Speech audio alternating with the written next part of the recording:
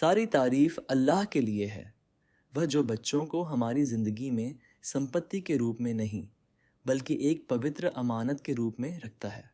सलाम और दुआएं हों हमारे प्यारे पैगंबर मोहम्मद सल्लल्लाहु अलैहि वसल्लम पर, जो दिलों, आदाब और परवरिश के सबसे महान शिक्षक थे।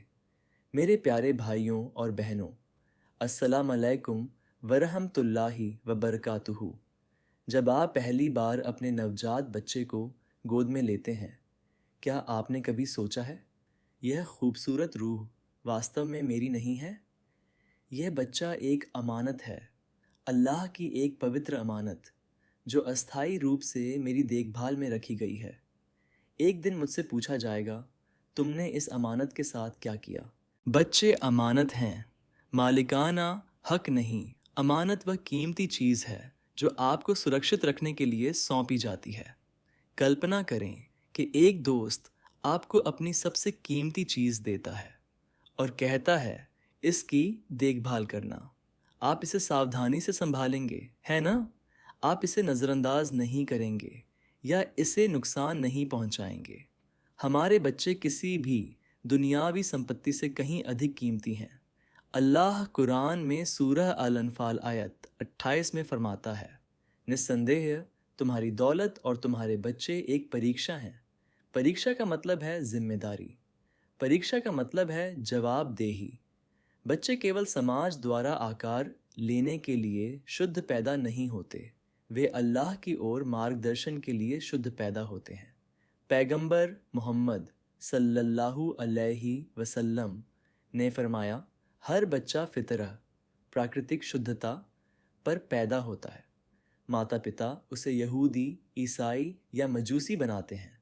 अल्लाह कुरान में सूरह अत-तहरीम आयत 66 में फरमाता है, ए ईमान वालो, अपने आप को और अपने परिवार को उस आग से बचाओ जिसका ईंधन इंसान और पत्थर है। यह आयत हमें याद दिलाती है कि हम न केवल अपने लिए बल्कि अपने बच्चों की रूहों को जहन्नम की आग से बचाने के लिए जिम्मेदार हैं। यही अमानत का भार है।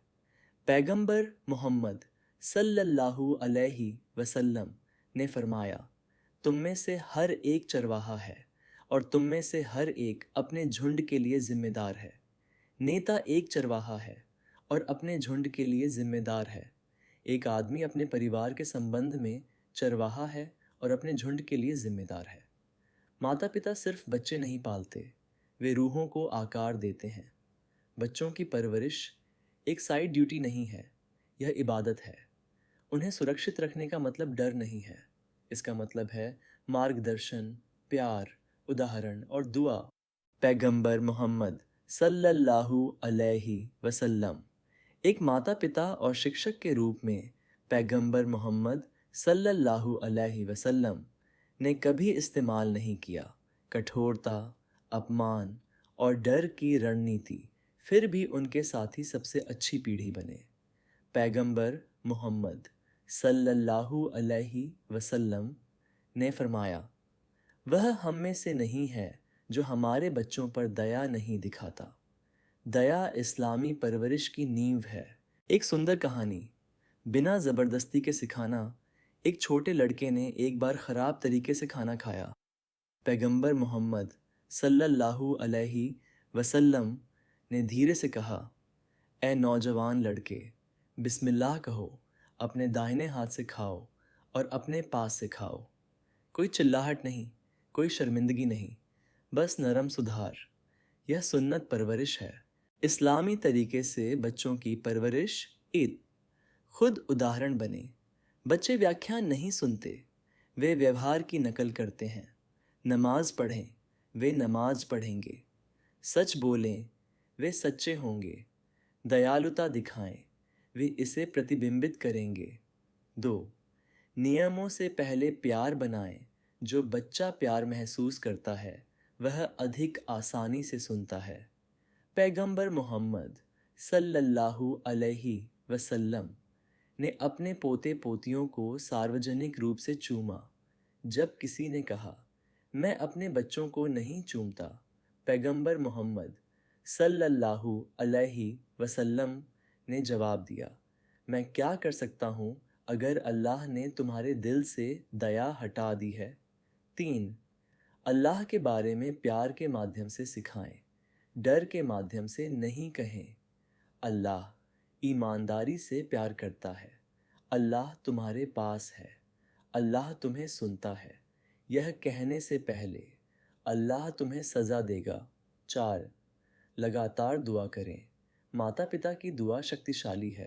पैगंबर मोहम्मद सल्लल्लाहु अलैहि वसल्लम ने चेतावनी दी, अपने बच्चों के खिलाफ दुआ मत करो। आपके शब्द उनकी किस्मत को आकार देते हैं। 5. कहानियों और बातचीत के माध्यम से सिखाएं। बच्चे कहानियों के माध्यम से सबसे अच्छा सीखते हैं। पैगंबरों, सहाबा की कहानियों और उपयुक्त समकालीन उदाहरणों का उपयोग करें। सीखने को मज़ेदार और आकर्षक बनाएं।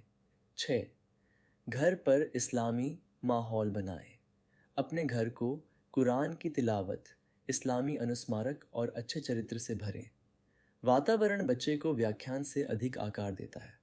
7. उन्हें उम्र के अनुसार जिम्मेदारियां दें। पैगंबर मोहम्मद सल्लल्लाहु अलैहि वसल्लम ने युवा साथियों को महत्वपूर्ण मिशनों पर भेजा। अपने बच्चों को ऐसी जिम्मेदारियां दें जो उनके आत्मविश्वास और चरित्र का निर्माण करें। 8. उन्हें सुने। पैगंबर मोहम्मद सल्लल्लाहु अलैहि वसल्लम बच्चों को बोलने देते थे और ध्यान से सुनते थे। जब हम सुनते हैं तो बच्चे मूल्यवान महसूस करते हैं और अपनी समस्याओं के साथ हमारे पास आने की अधिक संभावना रखते हैं। बच्चों की परवरिश में क्या न करें। 8. इस्लाम को थोपें, नहीं ज़बरदस्ती विद्रोह पैदा करती है।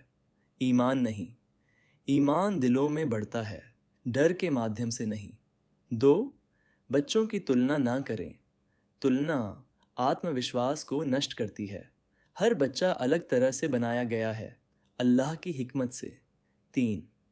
शर्मिंदा या अपमानित न करें। सार्वजनिक डांट निशान छोड़ती है, निजी तौर पर सुधारें। सार्वजनिक रूप से प्रशंसा करें। 4. स्क्रीन के साथ परवरिश को न बदलें। आज फ़ोन बच्चे पालते हैं, लेकिन फ़ोन मूल्य नहीं सिखाते। समय खिलौनों से अधिक मूल्यवान है। 5. उनकी भावना को न तोड़ें। पैगंबर मुहम्मद सल्लल्लाहु अलैहि वसल्लम ने फरमाया, नरम रहो और कठोर न बनो। खुशखबरी दो और लोगों को दूर न करो।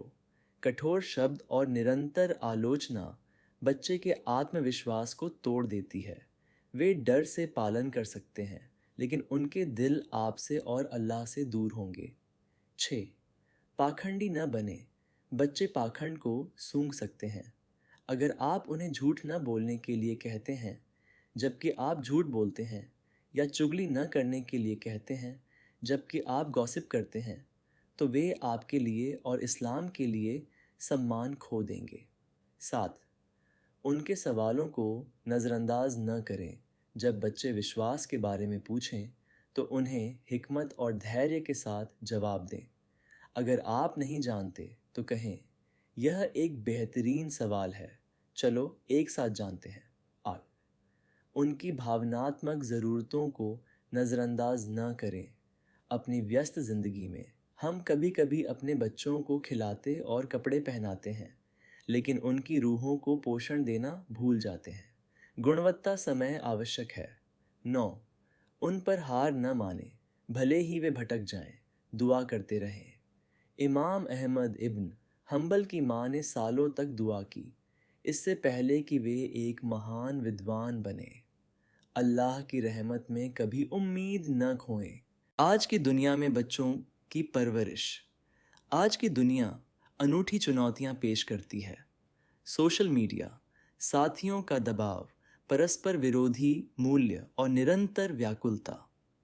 हम इसे कैसे नेविगेट करें? 8. जल्दी विश्वास बनाएं। वह व्यक्ति बने जिसके पास आपका बच्चा तब आता है जब वे भ्रमित होते हैं, न कि वह व्यक्ति जिससे वे छिपते हैं। एक ऐसा माहौल बनाएं जहां वे निर्णय के डर के बिना कुछ भी पूछ सकें। 2. इस्लामी शिक्षाओं के पीछे क्यों समझाएं। आज के बच्चे आलोचनात्मक विचारक हैं। बस यह न कहें यह हराम है, समझदारी से समझाएं कि अल्लाह ने इसे क्यों निषिद्ध किया और यह उनकी कैसे रक्षा करता है। जब वे हिकमत को समझते हैं तो उनके पालन करने की अधिक संभावना होती है। 3. तकनीक का बुद्धिमानी से उपयोग करें। तकनीक बुरी नहीं है, यह एक उपकरण है। इसका उपयोग उन्हें सिखाने के लिए करें। इस्लामी ऐप्स, कुरान याद करने के कार्यक्रम, विद्वानों के वीडियो। लेकिन सीमाएं भी निर्धारित करें और स्वयं स्वस्थ उपयोग का मॉडल बने। 4. उन्हें अच्छी संगत दें। पैगंबर मुहम्मद सल्लल्लाहु अलैहि वसल्लम ने फरमाया, एक व्यक्ति अपने करीबी दोस्त के धर्म पर होता है, इसलिए तुम में से एक को देखना चाहिए कि वह किससे दोस्ती करता है। इस्लामी कार्यक्रमों, कैंपों और समुदायों के माध्यम से अच्छे मुस्लिम युवाओं के साथ दोस्ती बनाने में उनकी मदद करें। 5. इस्लाम को खुशी का बोझिल नहीं बनाएं। पैगंबर मोहम्मद सल्लल्लाहु अलैहि वसल्लम ने फरमाया, चीज़ों को आसान बनाओ और उन्हें मुश्किल न बनाओ। उन्हें इस्लामी समारोहों का आनंद लेने दें, मस्जिद में मज़े करें, अपने विश्वास की सुंदरता महसूस करें। इस्लाम को एक आशीर्वाद की तरह महसूस होना चाहिए, बोझ की तरह नहीं। 6. उन्हें आलोचनात्मक सोच सिखाएं। उन्हें ऑनलाइन और समाज में जो कुछ वे देखते हैं उसके बारे में आलोचनात्मक रूप से सोचने के लिए तैयार करें। उन्हें झूठी कथाओं पर सवाल उठाना सिखाएं, जबकि सच्चाई को मजबूती से पकड़े रखें। 7. उन्हें सामुदायिक सेवा में शामिल करें। उन्हें इस्लाम को क्रिया में देखने दें।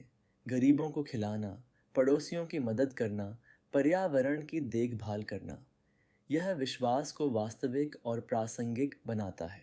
संतुलन, प्यार के साथ दृढ़ता। कुछ माता पिता बहुत उदार होते हैं, अन्य बहुत सख्त। पैगंबर मोहम्मद सल्लल्लाहु अलैहि वसल्लम संतुलित थे। वे सिद्धांतों पर दृढ़ थे लेकिन दृष्टिकोण में नरम थे। पैगंबर मोहम्मद सल्लल्लाहु अलैहि वसल्लम ने एक बार नमाज के बारे में फरमाया, अपने बच्चों को 7 साल की उम्र में नमाज का आदेश दो और 10 साल की उम्र में इसके लिए अनुशासित करो। हिकमत पर ध्यान दें, नरम प्रोत्साहन के साथ जल्दी शुरू करें, 3 साल के लिए धैर्य रखें और तभी ज़रूरत पड़ने पर नरम अनुशासन लागू करें। याद रखें, अगर उन्होंने आपको नमाज पढ़ते नहीं देखा तो वे भी नमाज नहीं पढ़ेंगे। उनके साथ नमाज पढ़ें। वे इतने खुश महसूस करते हैं कि वे आपके बिना बताए नमाज पढ़ना शुरू कर देते हैं। बच्चे माता पिता का अनुसरण करते हैं। एक आधुनिक कहानी मुझे एक समकालीन उदाहरण साझा करने दें। एक किशोर लड़का था जिसने नमाज पढ़ना बंद कर दिया। उसके पिता ने चिल्लाने के बजाय उसके साथ बैठे और पूछा, बेटा क्या हो रहा है, मुझसे बात करो। लड़के ने स्वीकार किया कि वह अल्लाह से विच्छेदित महसूस कर रहा था। पिता ने व्याख्यान नहीं दिया, उन्होंने बस कहा, मैं समझता हूँ, चलो एक साथ अल्लाह को खोजें। उन्होंने एक साथ अनुवाद के साथ कुरान पढ़ना शुरू किया, रोज़ाना सिर्फ 10 मिनट। धीरे धीरे बेटे को अल्लाह के शब्दों से प्यार हो गया। उसने फिर से नमाज पढ़ना शुरू किया, क्योंकि उसे मजबूर नहीं किया गया था, बल्कि क्योंकि उसका दिल इसके लिए तरसता था। आज वह कुरान याद कर रहा है। यही है बल से अधिक नरम मार्गदर्शन की शक्ति। याद रखें, अल्लाह ने नूह के बेटे को केवल तभी हिदायत दी जब उसने चाहा। हिदायत अल्लाह से है, प्रयास हमारा है कभी न रुकें। प्यार करना, सलाह देना और दुआ करना। अंतिम लक्ष्य, हमारा लक्ष्य परफेक्ट बच्चे पालना नहीं है। यह ऐसे बच्चे पालना है जो अल्लाह से प्यार करते हैं, जो गिरने पर उसकी ओर लौटते हैं, जिनका चरित्र मजबूत और दिल दयालु है। अल्लाह सूरह अल कहफ आयत 40 में फरमाता है, धन और बच्चे इस दुनियावी जीवन की शोभा हैं, लेकिन स्थायी अच्छे कर्म तुम्हारे रब के पास इनाम में बेहतर हैं और उम्मीद में बेहतर हैं। बच्चे सिर्फ इस दुनिया के लिए सजावट नहीं हैं, हम उन्हें अनंत काल के लिए तैयार कर रहे हैं। बच्चे हमारे सपनों को पूरा करने के लिए यहाँ नहीं हैं, वे अल्लाह के उद्देश्य को पूरा करने के लिए यहाँ हैं। उन्हें रहमत के साथ पालें, उन्हें हिकमत के साथ मार्गदर्शन करें और उनके भविष्य के लिए अल्लाह पर भरोसा करें। प्यारे भाइयों और बहनों, क़यामत के दिन आपके बच्चे या तो आपका सबसे बड़ा निवेश होंगे या आपका सबसे बड़ा पछतावा। वे या तो आपके लिए दुआ करेंगे या आपके खिलाफ गवाही देंगे। इस अमानत को उत्कृष्टता के साथ पूरा करें, उन्हें प्यार से पालें, हिकमत से मार्गदर्शन करें और हमेशा हमेशा दुआ करें। हदीस याद रखें, जब कोई व्यक्ति मर जाता है तो उसके सभी कर्म समाप्त हो जाते हैं सिवाय 3 के: निरंतर दान, लाभकारी ज्ञान या एक नेक बच्चा जो उनके लिए दुआ करता है। आपके जाने के बाद आपके बच्चे की दुआ वह हो सकती है जो आपको बचाती है। इसलिए आज उनमें निवेश करें, गुस्से और बल से नहीं, बल्कि धैर्य, प्यार और इस्लाम की खूबसूरत शिक्षाओं के साथ। अल्लाह हमारे बच्चों को इस दुनिया और अगली दुनिया में हमारी आँखों की ठंडक बनाए। वह उन्हें हिदायत दे और उनकी रक्षा करे। वह इस पवित्र अमानत को उत्कृष्टता के साथ पूरा करने में हमारी मदद करे। आमीन। अगर आपको हमारा वीडियो पसंद आया तो कृपया लाइक, शेयर और सब्सक्राइब करें। जज़ाकुमुल्लाहु खैरन।